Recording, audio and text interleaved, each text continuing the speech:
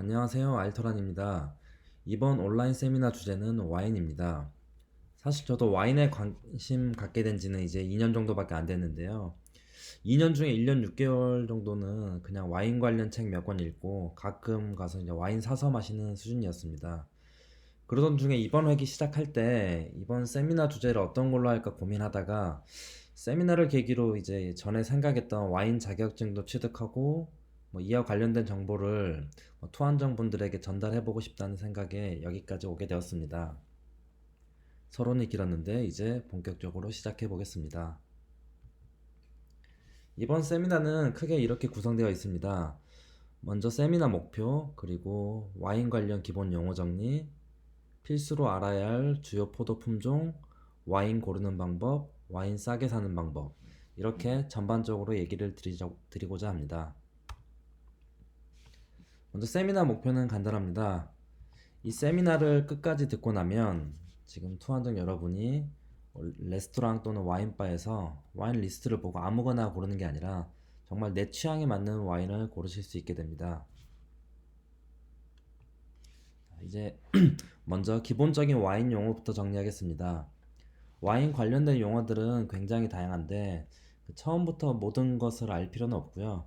일단 세미나 목표에 맞는 내 취향에 맞는 와인을 고르는데 꼭 필요한 용어들과 그리고 와인을 마실 때 알아두면 좋은 용어들만 간단하게 짚고 넘어가겠습니다. 저 와인 잔의 부위별 명칭에 대해 말씀드리면 먼저 와인을 담는 공간을 보울이라고 합니다. 그리고 와인잔을 받침 부분을 풋이라고 하고 이 보울과 풋을 연결해주는 다리를 스템이라고 합니다. 어, 그리고 와인의 특징에 대해 설명하는 용어들에 이제 설명을 드리면 먼저 생소한 용어 좀 있을 수 있는데 핵심만 설명을 드리겠습니다. 당도는 말 그대로 단맛을 뜻합니다. 와인을 양조할 때 그 효모를 넣어서 발효를 시키는데요. 이때 그 효모가 포도 과즙에 있는 당분을 분해하면서 알코올과 이산화탄소를 배출을 합니다. 보통 레드와인 알코올 도수가 13에서 15도 사이인데 이 효모가 당분과 반응하여 알코올을 분해하다가 이 이상 알코올 도수가 되면 죽습니다.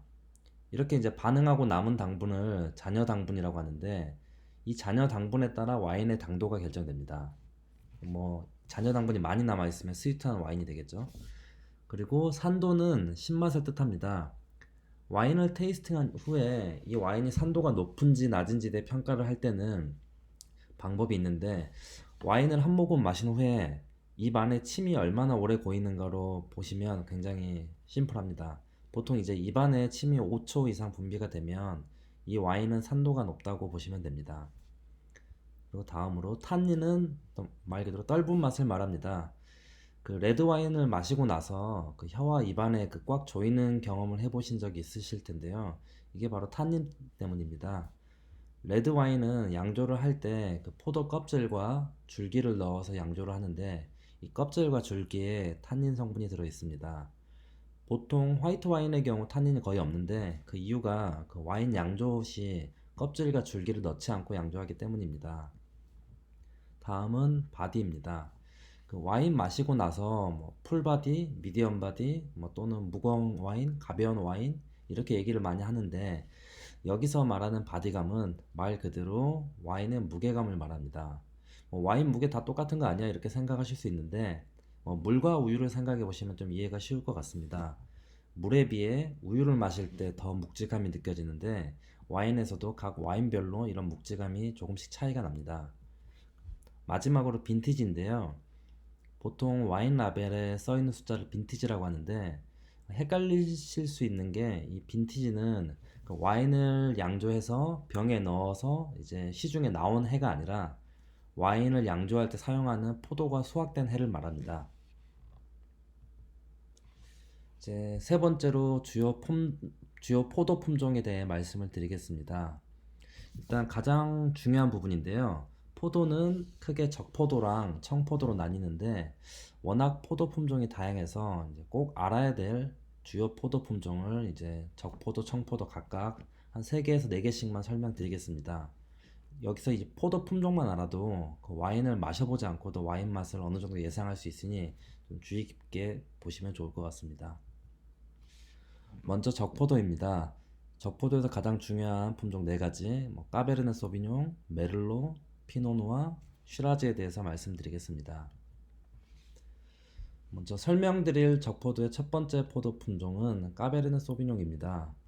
까베르네 소비뇽은 그 껍질이 두꺼워서 이제 병충해에 강하고 그래서 전 세계적으로 가장 많이 생산되는 적포도 품종입니다.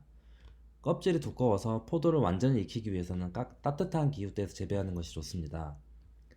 용어 정리해서 제가 이제 탄닌에 대해 설명드릴 때 레드와인 양조 시에 껍질을 같이 넣어 양조한다고 말씀드렸는데요. 그 까베르네 소비뇽 품종은 이 껍질이 매우 두꺼워서 완성된 와인의 색이 매우 진한 편이고 탄닌도 매우 강한 편입니다. 우리나라에서 가장 많이 팔리는 와인 중 하나가 그 몬테스 알파 까베르네 소비뇽입니다.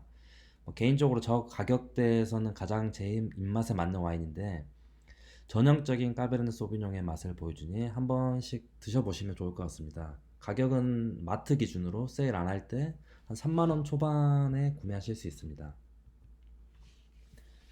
두 번째 적포도 품종은 메를로입니다. 메를로는 온화한 기후와 따뜻한 기후에서 재배되는 품종으로 까베르네 소비뇽의 탄닌이 너무 강하게 느껴지시는 분께 추천할 만한 품종입니다. 보통 프랑스 보르도 지역에서는 그 와인 양조할 때 까베르네 소비뇽과 섞어서 와인을 만드는 경우가 많습니다. 특히 이 우측 와인은 무통까데라는 와인인데요. 메를로 80%와 까베르네 소비뇽 15% 그리고 기타 품종을 블렌딩해서 만든 와인입니다. 너무 무겁지도 가볍지도 않은 와인을 좋아하시는 분이라면 한번 드셔보시는 것도 좋을 것 같습니다. 가격은 마트 기준으로 한 3만원 내외입니다. 세 번째 적포도 품종은 피노누아입니다. 보통 까베르네 소비뇽을 킹이라고 하면 피노누아를 퀸이라고 하는데요. 그만큼 굉장히 섬세한 레드와인입니다. 보시는 것처럼 포도 껍질이 얇고 포도 알이 서로 붙어 있어서 병충해에 쉽게 걸려 재배가 매우 힘든 품종 중 하나입니다. 와인 색깔도 앞에서 보신 두 개의 품종에 비해 매우 연한 편이고요. 그리고 우측에 있는 와인은 와인 조금 관심 있으신 분은 한 번쯤은 들어보셨을 프랑스 부르고뉴 지역 본 로마네 마을에서 생산한 로마네 꽁띠입니다. 가격은 빈티지에 따라 한 병에 몇 천만 원 정도 한다고 해서 저도 아직 먹어보지는 못했습니다. 마지막 적포도 품종은 쉬라즈입니다. 보통 프랑스 지역에서 생산한 와인에는 시라라고 적혀 있고 호주에서 생산된 와인에는 쉬라즈라고 적혀 있는데 이 두 개 다 같은 품종입니다. 색상에서도 보이듯이 굉장히 진하고 무거운 바디감을 보여주는 와인인데요. 향을 맡아보면 허브나 후추 같은 향신료 향이 굉장히 많이 납니다. 우측 와인은 마트나 편의점에 가면 많이 보이는 호주의 옐로우테일 슈라즈입니다. 가격은 만원 초반 정도, 세일하면 9,000원 후반대에도 구매하실 수 있습니다. 이제 적포도 품종별 비교 시간입니다. 위에서 보시는 바와 같이 까베르네 소비뇽에서 피노누아 쪽으로 갈수록 와인의 색이 연해집니다. 그리고 그 아래에 이제 표시해 놓은 걸 보시면 바디감도 같이 피노누아 쪽으로 갈수록 가벼워지는 것을 확인할 수가 있고요. 그리고 보통 와인을 잔에 따르고 그 와인 색만 봐도 연한 색이면 마셔보지 않아도 이 와인은 가벼운 와인이겠구나, 가벼운 바디겠구나 하고 예측이 가능합니다. 그리고 일반적으로 탄닌, 즉 떫은 맛도 피노누아 품종으로 갈수록 약한 것을 알 수 있습니다. 맨 오른쪽에 있는 쉬라즈의 경우 까베르네 소비뇽처럼 매우 진한 색을 띠는데 색을 자세히 보시면 약간 좀 차이가 있죠. 좀 더 퍼플 계열의 색임을 알 수 있습니다. 이렇게 지금 와인 색만 봐도 어느 정도 품종의 구분이 가능하고 맛도 예측이 가능합니다. 이제 소믈리에들이 괜히 테이스팅할 때 와인색을 먼저 보는 게 아니겠죠. 그리고 위표를 기준으로 본인이 선호하는 와인 스타일을 적용해서 구매도 가능합니다. 뒤에서 다시 설명드리겠지만 나는 너무 무겁고 떫은 와인보다는 조금 덜 떫고 약간의 신맛이 있는 와인을 좋아한다면 와인을 고를 때 라벨에 까베르네 소비뇽이라고 써있는 와인 대신 피노누아 와인을 고르면 좀 더 취향에 맞는 와인을 고르실 수 있습니다. 이렇게 포도 품종이 와인을 고를 때 가장 중요합니다. 프랑스 와인인지 미국 와인인지 칠레 와인인지보다 어느 품종인지가 훨씬 중요합니다. 이제 청포도 품종으로 넘어가 보겠습니다. 청포도는 샤르도네, 소비뇽 블랑, 리슬링 이렇게 세 가지에 대해 설명드리겠습니다. 먼저 샤르도네 품종입니다. 샤르도네는 전 세계에서 가장 많이 재배되는 청포도 품종인데요. 뒤에 설명드릴 소비뇽 블랑이나 리슬링과 다르게 크게 특별한 점이 없는 것이 특징입니다. 오히려 이런 이유 때문에 와인 메이커들이 자신의 양조 기술을 마음껏 발휘할 수 있어서 선호하는 품종이기도 합니다. 예를 들어 너무 얼굴이 평범해서 화장을 했을 때 화장이 굉장히 잘 먹는 그런 분들이 있잖아요.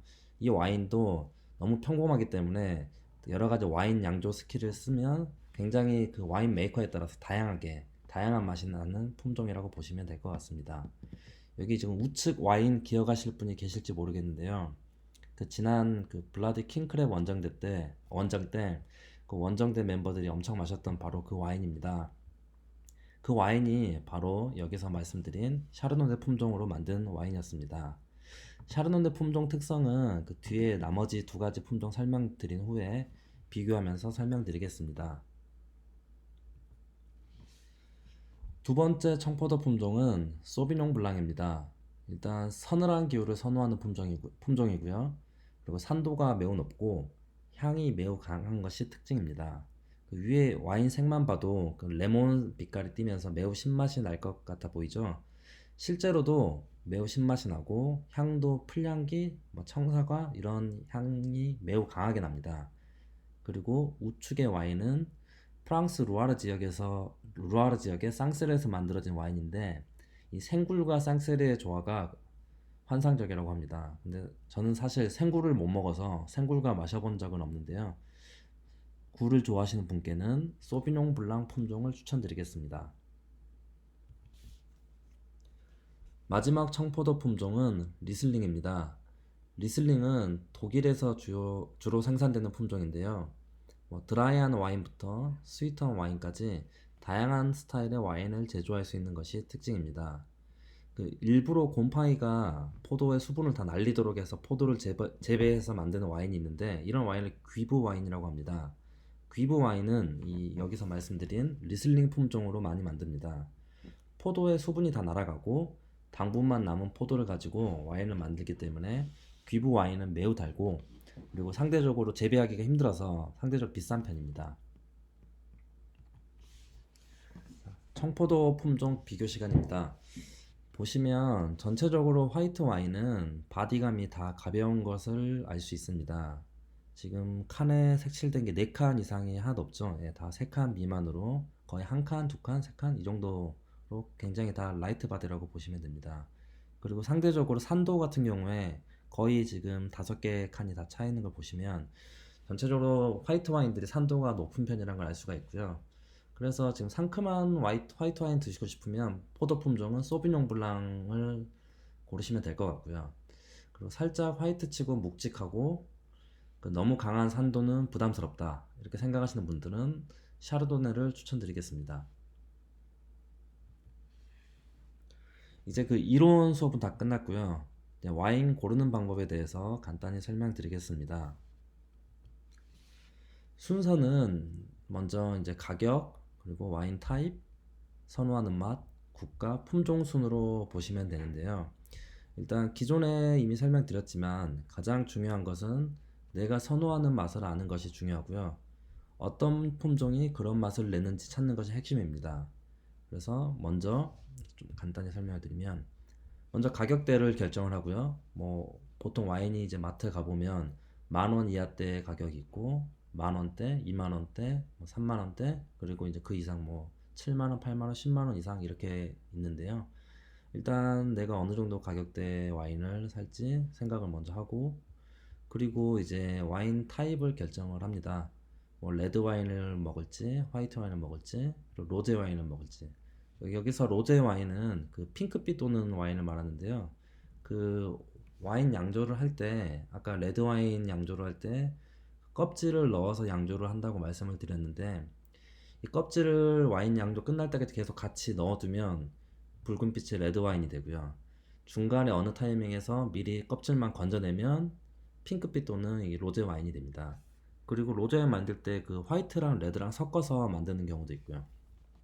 그리고 이제 어떤 와인 타입을 먹을지 결정을 했으면 이제 맛을 본인이 지금 마시고 싶은 맛을 생각을 해야겠죠. 그리고 필수는 아니지만 그 이제 특정 국가의 와인을 마시고 싶다면 그것도 고려하는 것이 좋겠습니다. 여기 지금 보시면 구대륙, 흰대륙 이렇게 구분을 해놨는데 구대륙은 그 유럽 쪽에 일단 초기에 그 와인이 이제 와인 발생, 와인을 제조해서 와인을 마셨던 나라고요. 신대륙은 그 이후로 이제 새롭게 뭐 신흥 국가로 떠오르는 곳을 말합니다. 뭐 미국, 칠레, 그리고 호주, 아르헨티나 뭐 이런 곳들이 있습니다. 그리고 이제 위에서 고려했던 사항들을 종합해서 이제 내가 원하는 품종의 와인을 고르면 됩니다. 그러니까 예를 들면 와인바에 가서 와인 리스트를 보면요. 보통 이제 두 가지로 나뉘는데요. 일단 첫 번째가 이제 국가별로 와인을 먼저 구분하고 와인 상세 설명에 품종을 적어 놓는 경우가 있고요. 두 번째는 와인 타입에 따라 그 레드, 화이트를 구분해 놓고 그 안에 이제 품종별로 다시 한번 구분을 하고 그 와인 상세 설명에 국가를 별도로 표기해 놓는 경우가 있습니다. 뭐 일단 가장 중요한 거는 둘 중 어떤 것이든 간에 와인 리스트를 보고 와인을 고를 때는 품종을 보고 고르시면 됩니다.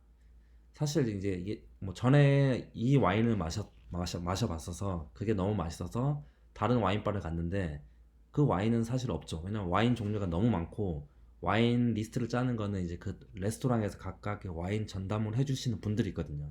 그분들이 자기들의 이제 취향에 따라 리스트를 짜기 때문에 사실 엄청 대중적인 아까 말씀드린 몬테스 알파 시리즈나 이런 와인들 아니면 보통은 보유하고 있지 않은 경우가 대다수입니다.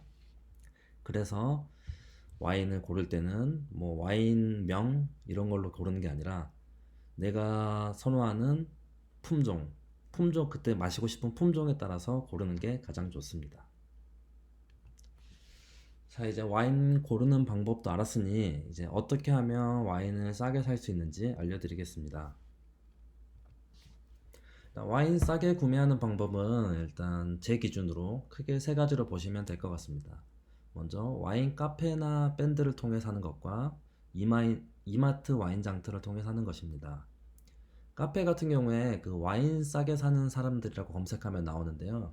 이 사이트가 지금 국내 최대의 와인 카페인데 회원 수가 한 4만 명 정도고 그리고 주로 여기 이용하는 분들이 이제 와인샵이나 그 개인 수입업자들이 가입을 해서 그 해당되는 정보를 수시로 올라옵니다. 이 오른쪽에 보시는 것처럼 뭐 할인 기간 그리고 어떤 와인인지 뭐 빈티지 같은 게도 적혀 있고요. 그리고 클릭해서 들어가 보면 그 와인에 대해서 설명을 굉장히 자세하게 해놓거든요. 그래서 뭐 거의 A4 한두 장, 두세 장 이 정도 분량으로 설명을 해놓기 때문에 그것만 읽어보는 것도 이 와인이 어떤 와인인지 사실 저도 다 처음 보는 와인인데 그거 읽어보고 마음에 드는 와인은 주문해서 먹기도 하고 예, 그렇게 하고 있고요. 그리고 저 와인이 좋은 와인인지 안 좋은 와인인지 처음 보니까 모르잖아요. 저 판매하는 사람이 정말 싸구려 와인을 올려놓고 비싸게 파는 거 아닌가? 뭐 그럴듯하게 설명을 써서 그렇게 생각할 수도 있지만 그 안에 이제 보통은 이제 RP나 WS라고 이렇게 뭐 RP 94, WS 뭐 95 이렇게 점수가 써 있는데 그게 RP가 이제 로버트 파커라는 굉장히 유명한 와인 평론가가 있어요. 그 와인 평론가가 평가했던 그 점수 그리고 WS는 그 와인 스펙테이터라고 굉장히 유명한 이것도 와인 잡지가 있는데 그 와인 잡지에서 평가했던 점수를 같이 보통은 기입을 해놓습니다. 그래서 그 점수가 뭐 90점 이상 되는 와인들이면 뭐 굉장히 좋은 와인이라는 거겠죠. 그래서 믿고 구매하셔도 상관은 없을 것 같고요. 그리고 밴드의 경우에는 이제 이럴 땐 이 와인이라는 밴드를 제가 이용을 하는데요. 이제 3주에서 4주에 한 번씩 그 와인 공동 구매를 진행을 합니다. 그래서 보통 이제 초보용, 중급용, 고급용 이렇게 해서 올라오는데 초초보용은 뭐 5병 구성을 해서 5만 원, 초보용은 똑같이 5병인데 11만 원에서 12만 원 선, 중급용은 두 병에 뭐 6만 원, 7만 원, 뭐 이렇게 좀 더 가격이 올라가는 거죠. 고급용 뭐 두 병에 20만 원 정도 하더라고요. 그래서 보통 저 같은 경우에는 초보용이나 뭐 초초보용 이렇게 사서 이것저것 마셔보는데, 여기서 제가 이제 좀 구매한 또 이유가, 이 밴드 운영자가 그 와인 관련된 업계에서 경력이 굉장히 많고, 또 이제 그 와인 양조학이나 뭐 이렇게 와인 메이커에서 직접 일을 했던 경험이 있기 때문에 좀 믿고 구매하는 편이고요.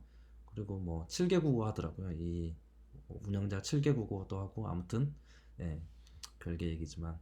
그리고 이마트 이제 와인 장터가 있는데요.